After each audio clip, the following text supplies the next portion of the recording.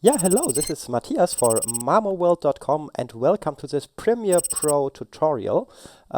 Today I'm going to talk about beats, about editing to music, and in particular about the relationship between peaks in your audio waveform and beats, because this is a topic where I, during the last month, noticed that really even experienced professionals seem to be irritated.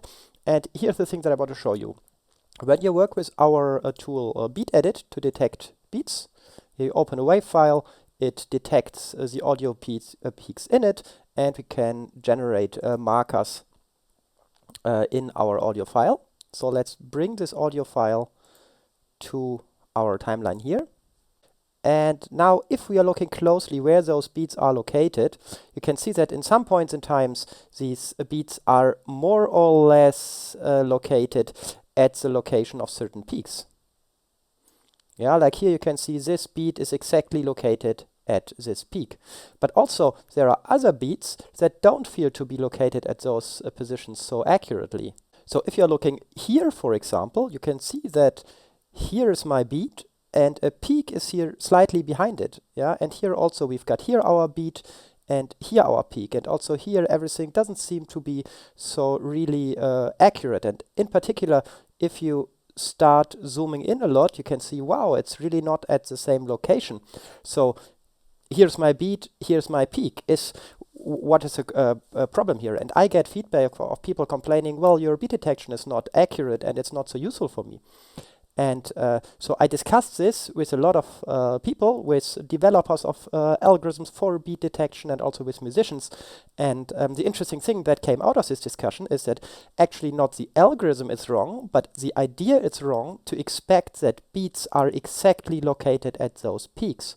So the truth is actually that those peaks are just a good like heuristics, a good approximation if you have nothing else to guess where roughly a beat could be located. But a problem here is that music is never 100% accurate.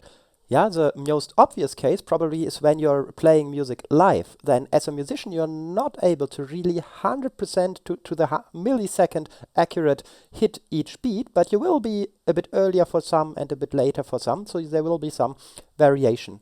Now, but also if you have music that is generated synthetically, like today lots of the music we hear is based on MIDI samples, and those MIDI songs are actually quantized, which means the computer corrects for these subtle little inaccuracies that the musician made.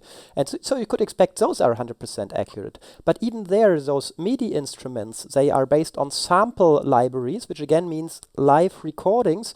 And in those samples, it turns out, I mean, they are based on thousands of samples, and the peaks of those samples are again not necessarily 100% accurately aligned. Yeah?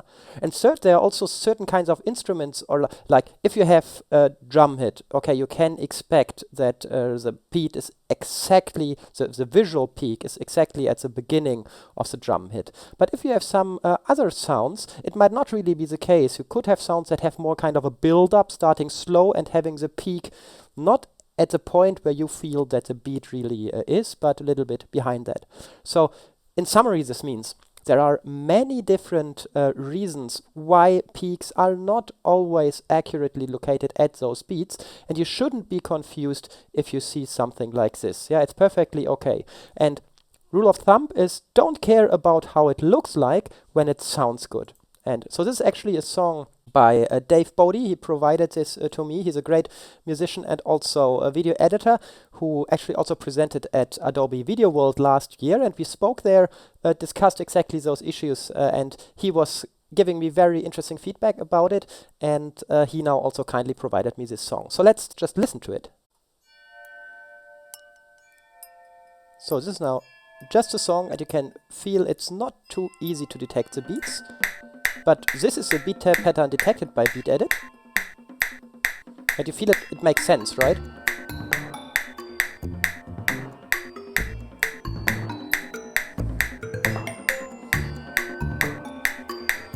You can hear that the click sounds created by BeatEdit match the song really accurately, and it sounds really nice in sync, and you don't feel like there's anything off. Yeah, having these peaks not located at those click sounds is perfectly fine. And the other very important thing, of course, is that it looks good. So let's check this.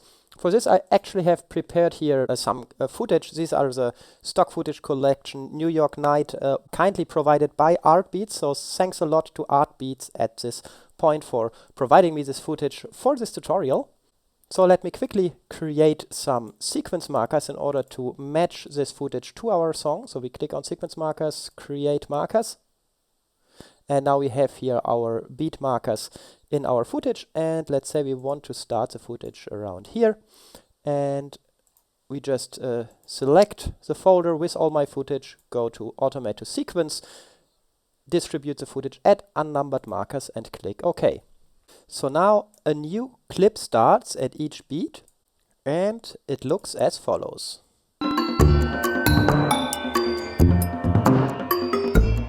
Yeah, you feel that it really matches the music, fits to the beat, and there are really no inaccuracies to complain about.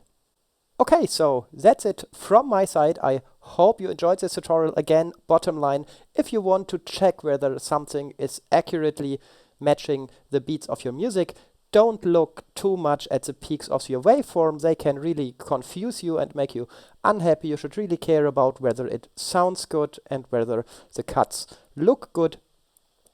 And if you're the kind of guy who says, but it should be 100% accurate, it must be very accurate, then you should not care about having the markers exactly at the peaks, but you should rather care that your markers have 100% accurate even distribution. Now that the distance between two markers is always the same.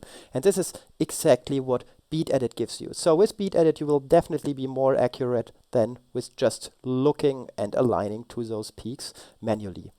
So thanks a lot again to Dave Bodie for providing the song, and also to Artbeats for providing these exciting clips from New York. Thank you for watching my tutorial, and if you have any feedback on this, I'm looking forward to see your comments here below.